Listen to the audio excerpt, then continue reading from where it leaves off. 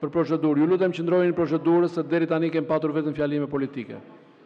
Falënderit të nderuar kryetar, në fakt e kërkova fjalën për të kërkuar solidaritetin e kësaj salle të nderuar në lidhje me ndodhinë e para 2 ditëve në qarkun e Vlorës e veçanërisht në Sarandë, ku një stuhi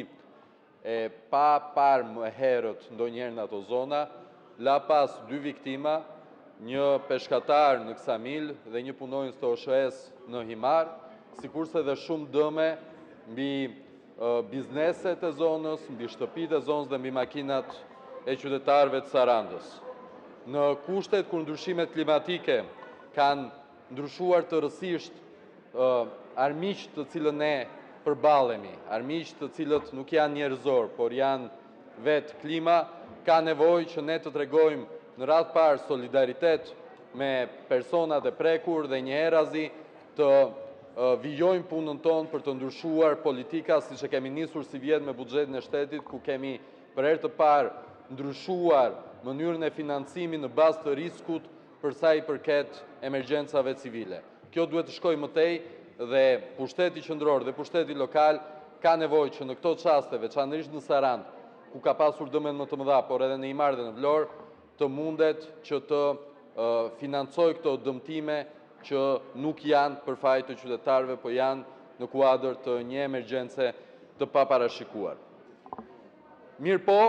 nuk mundet fatkeqësisht të flas vetëm për këtë çështje, duke qenë se shoh se ky kuvend e ka humbur kontaktin e vet me qytetarët. E ka humbur jo sepse nuk mundet dhe nuk dëshiron, por e ka humbur sepse dita më interesante e javës është vendosur nga entja e parlamentit, dita më interesante politike, në të mërkurën e përgatitjes së rrjedhësave. Dëgjova në fakt pak më parë kolegët të nderuar që e vlerësoj Jorida Tabakun që thoshte se si hyri me qytetarët të cilët thërrisnin parlament, krimi etj. etj. Në fakt ne hym bashkë nga hyrja nga Toptani, nuk ishte asnjë njeri andej, ishte vetëm një i lëvizjes bashkë që thoshte tradhtar nga këta vori e pirotistët e lëvizjes bashkë, dhe që vetëm kaq, se ku dëgjuan këto parlamenti krimit, unë nuk e di. Pam pak më parë një koleg që mori dhe hodhi ca letra këtu. Dhe unë gjithmonë jam kurioz për atë të mërkurën në këto mbledhje në zyra që listojnë rrjedhësat që do bëjnë, që do bëjmë sikur zihemi me gardën, do të bëjmë një teatr këtu, do të hedhim ca letra, do të themi këtë gjë edhe po s'ndodhi. Ky nuk është politik. Ky është një show i shëmtuar, i cili na shkëput nga qytetarët, por i përket